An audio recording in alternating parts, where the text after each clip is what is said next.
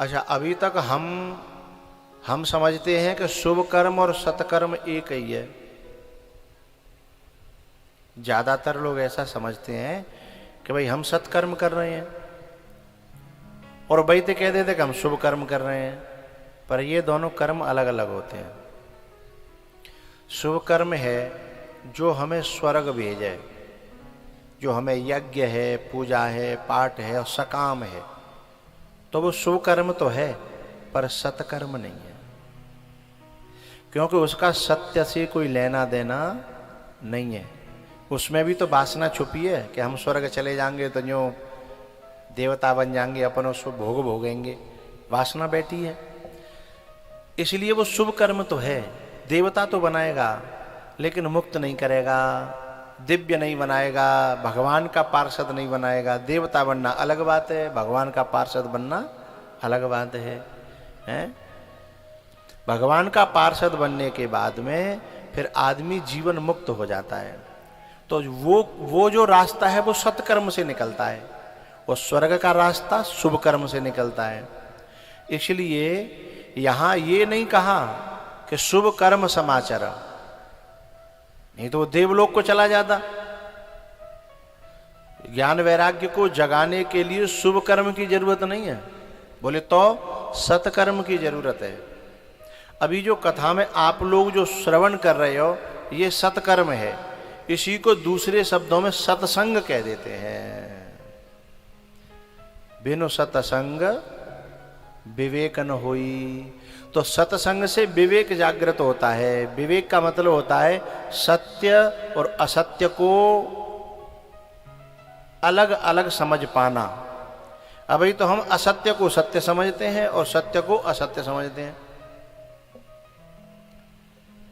अभी जैसे बहुत से लोग हैं ना, ऐसी मान्यता रखते हैं कि ये धर्म के आयोजन में जो बड़ी बड़ी कथा है रही है, जिन्हें 20-20 लाख फूके रहे हैं, तो बिन की नज़र में ये वेस्टेज है। और जो बिन ने जो प्लॉट खरीद लो का है वो बिन ने मजबूत कर लो, बोले जे जो है। तो अब क्या हो गया, सत्य में असत्य बुद्धि और असत्य में सत्य बुद्धि, यही विपरीत बुद्धि है, इसे मोह कहते हैं। लेकिन विवेक क्या है, सत्य को बिल्कुल अच्छी तरह समझ लेना और असत्य को भी अच्छी तरह समझ लेना।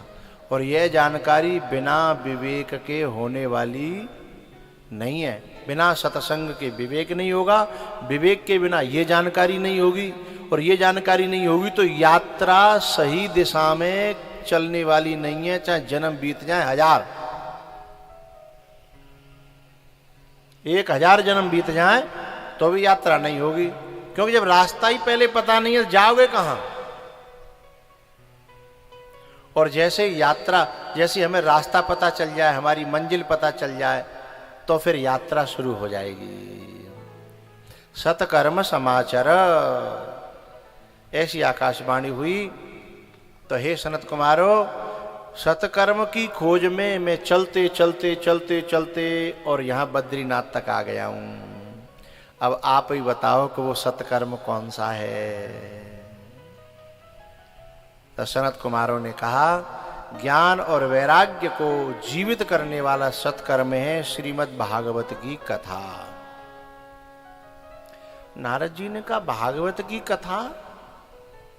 बोले भागवत की कथा तो मृत्यु लोक में बहुत होती हुई देखी है, और मोह तो बात है कछु ज्यादा फायदा दिख होना है। और आप कह रहे हैं कि और मैंने तो भागवत की कथा ते बड़े बड़े काम कर दे बिना जागृत करवे के लिए ज्ञान वैराग्य को। बोले का करो है? बोले मैंने जो है ना उनके कान में गुरु मंत्र दिया, वेद पाठ सुनाया। भागवत की कथा वेद में ही तो नहीं करी है, वेद ते कोई अलग तो है नहीं। बोले सो तो है। तो बोले मैंने तो खुद वेद पाठ सुनाया था, आनु भद्रा करी खूब, सस्वर सुनाया। लेकिन उस आनु भद्रा से मेरे और ज्ञान और वैराग्य में कोई भी परिवर्तन। ये आनु भद्रा क्या होता है जानते? हमारे पंडित जी जानते हैं। जब भी कोई शुभ कार्य शुरू होता है तो हरि ही ओम मा आनो भद्राः कृतवो जंतु विश्वतो दद्दाहा सो अपरीतास। ये जितने भी अपने जो शुभ कर्म होते हैं तो ये वेद पाठ है। अब वेद पाठ करते करते एक जीवन नहीं 1000 जीवन बीत जाएं, लेकिन ज्ञान वैराग्य का जागरण नहीं होगा, उनकी पुष्टि नहीं होगी। उनका जागरण तो सत्संग से होगा। कोई जीवन मुक्त महापुरुष, कोई वैरागी महापुरुष है, कोई इस मार्ग पर चलता हुआ महापुरुष है, जब जो है सत्संग करेगा, श्रीमद् भागवत की कथा सुनाएगा। यद्यपि ये वेद से निकली है, लेकिन वेद है जैसे पेड़, आम को पेड़। अब पेड़ में सीधे सीधे दांत गाड़ो तो रस मिलेगा, आम को रस तो कहाँ मिलेगा? बोले जब पेड़ की डाली पे जाएंगे, डाली पे जो बिल्कुल अंतिम में जाके लटकेगा, और लेकिन वो शुरू में नहीं, हरे में नहीं निकलेगा, वो फिर पके जाएगा हैं, तब जाके वहां में रस बनेगा। ऐसे ही वेद है पेड़, फिर वेद में से शाखाएं निकली उपनिषद हैं, उपनिषदों में से फिर जो है डाली पे फल आया, ये भागवत का। ऊर्ध्वमूलमध शाख मस्वत्थं प्राहुरव्ययम् छन्दांसि यस्य पर्णानि यस्तं वेद स वेदवित्।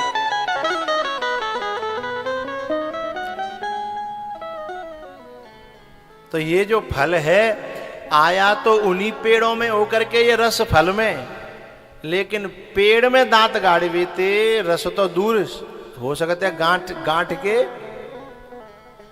दांत ही चले जाएंगे हैं, तो फिर गन्ना खावे लायक नहीं रहेंगे। इसलिए हे नारद जी, हमारा विश्वास है कि आप भागवत की कथा का उन्हें श्रवण कराओ। तो नारद जी महाराज बोले, जो बोले सो कुंदी खोले। अब इन्हें भागवत सुनावे के लिए कहाँ ले जाऊं, तुम ही सुनाओ, तुमते बढ़िया मोह दुनिया में कोई मिलेगा नहीं, आप ही सुनाओ। बोले सुना देंगे, हम तो जाके व्यसन वारे, हमें तो जी व्यसन है, या तो हमें कोई सुनावे क्या फिर हम पे तो कोई सुन ले। तो बोले आयोजन कहाँ रखा जाए? अब जैसे मिले जो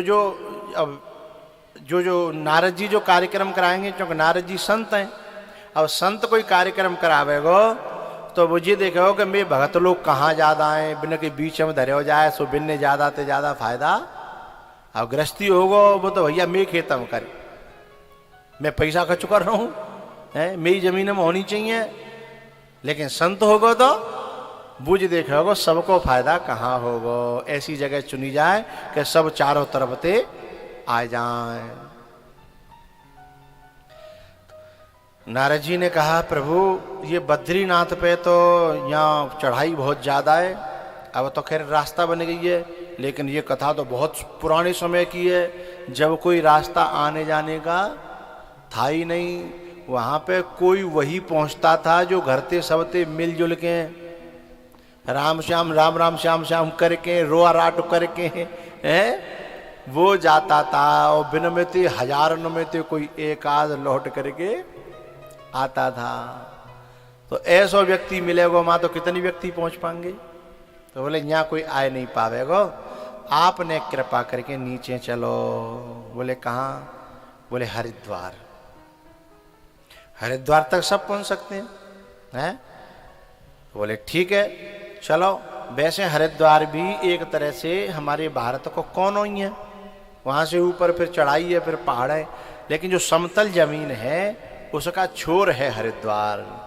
जैसे वहां से चलेंगे तो ऋषिकेश से सोई चढ़ाई शुरू, वहां लिखी आएगी देवभूमि में आपका स्वागत है, चढ़ाई शुरू हो जाएगी।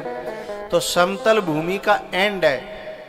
तो नारद जी बोले हम तुम्हें बीच भारत में ना ले चल रहे, पर कोने पे तो कम से कम तो सब लोग मां कम से कम पैदल पैदल चल के आए तो जाएंगे।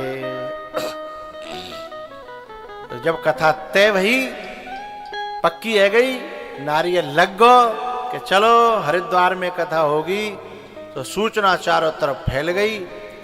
अब लोगों ने बोली भाई को करा रहे हो कथा? बोले नारद जी करा रहे हैं। बोले कहवे वाले को हैं?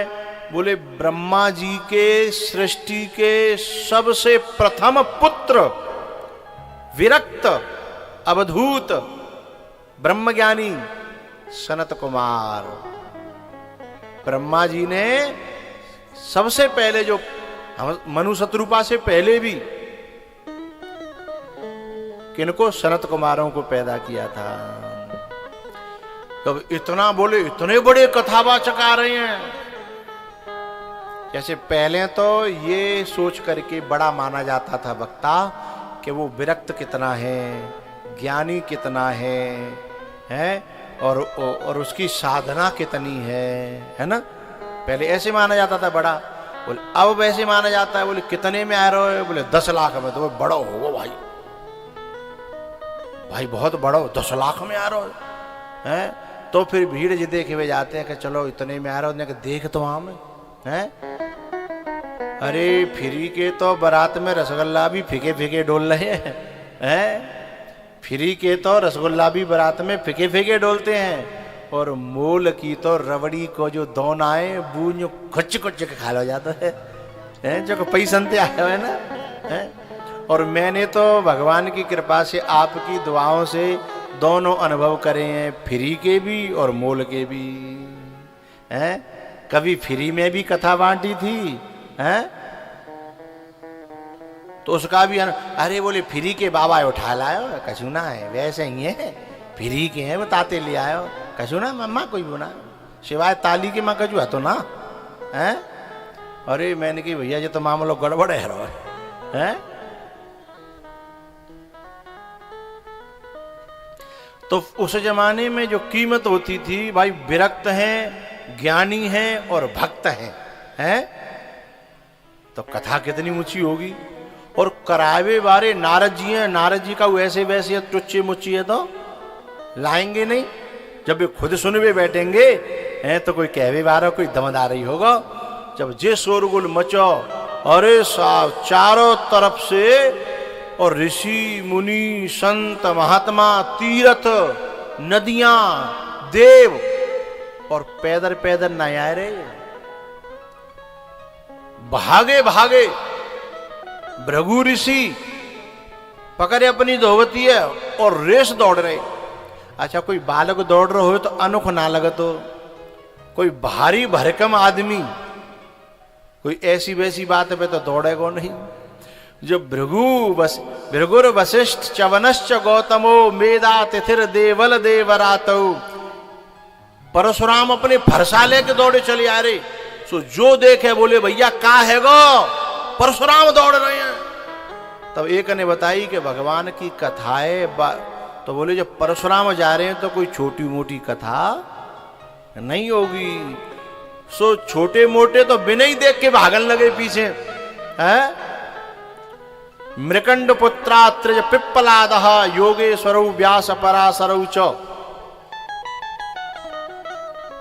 योगेश्वरौ व्यास पराशरौ च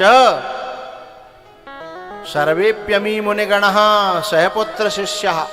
अपने और जो गृहस्थी थे वे अपनी पूरी फैमिली के संग, और जो विरक्त थे महात्मा वे अपने सवरे शिष्यन के संग, यानी पूरों को चूल झरा आश्रम और चूल झरा गृहस्थ आश्रम, धुआं बंद है। सब चले आए और गंगा जी के आनंद नामक तट पर हरिद्वार में, और बहुत बड़ा संतों का ये मेला लगा। सनत कुमार जी महाराज उस कथा का प्रारंभ करते हैं और कहते हैं भैया सदा सेव्या सदा सेव्या श्रीमद्भागवती श्रीमद्भागवती कथा। बोले भैया कछु चीज ऐसी हैं जो नेकाद ले लेनी चाहिए, ज्यादा खाओ तो नुकसान करेंगी। जैसे घी 50 ग्राम तक ठीक है, स्वस्थ हो तो। ज्यादा करो तो 100 ग्राम। और ने का ज्यादा कोई खवैया होए नहीं, 100 ग्राम के तो बैठे होंगे यहाँ। फतेहाबाद क्षेत्र है जी, ऐसा वैसा मत समझिए। यदि सही घी होए घर को तो 100 ग्राम के का यहाँ 150-150 ग्राम तक के बैठे होंगे। है कोई 150 ग्राम को खवैया जाने खाया होए फिर कछु भयो नहीं होए, अनुभव करके देखे हो 150 ग्राम तक ना होती कोई। तो वैसे ही हो, नाक कटवा दी तुमने। वैसे बड़े बूढ़े न मिल जाते। अभी तक तो मैंने जहां जहां कथा करी है 400 ग्राम तक के खवैया मिल गए, बड़े बूढ़े नम, है ना। वे चले गए पर्याव, वे चले गए। ये अब बड़े बूढ़े बता रहे हैं कि भाई फलाना हो तो गए हो है? तो कछु चीज ऐसी हैं जो ग्रहण करी जा सकते हैं लेकिन ज्यादा मात्रा में नहीं, नुकसान कर जाएगी। लेकिन सनत कुमार कह रहे हैं कथा एक ऐसा अमृत है जिसको हमेशा ग्रहण किया जा सकता है, और चाहे जितना ग्रहण किया जा सकता है यह कभी नुकसान करने वाला नहीं है।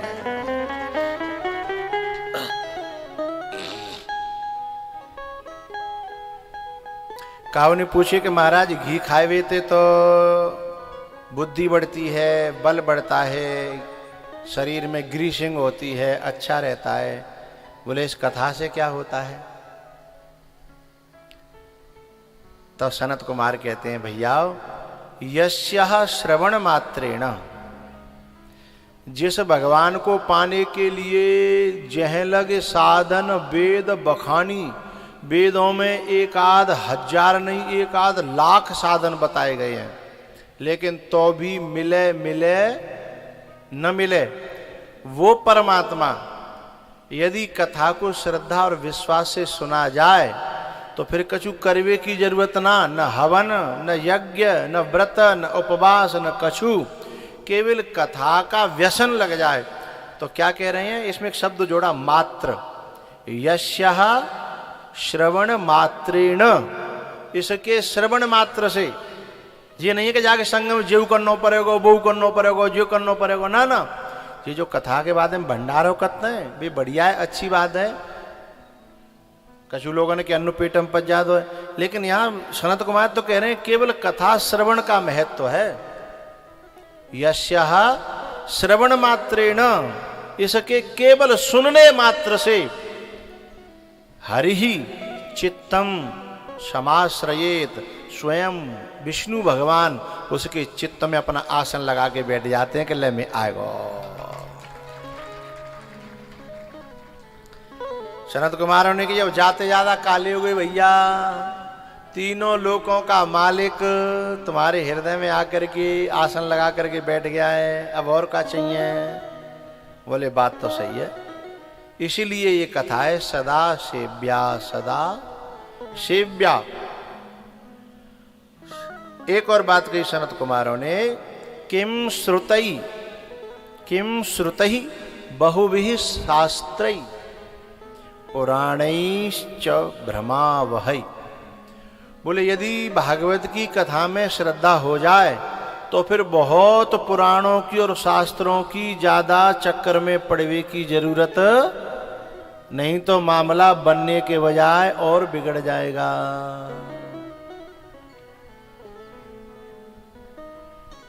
क्योंकि जितनी मुंडी उतने विचार उतने रास्ता, फिर यही चक्कर में रह जाएंगे, जापे चलें कि जापे चलें, कि जापे चलें कि जापे चलें, हैं? यही में रह जाएंगे। लेकिन यदि हमने एक रास्ता पकड़ लिया पुण्य पुण्य के तनेऊ सुने सुनाए।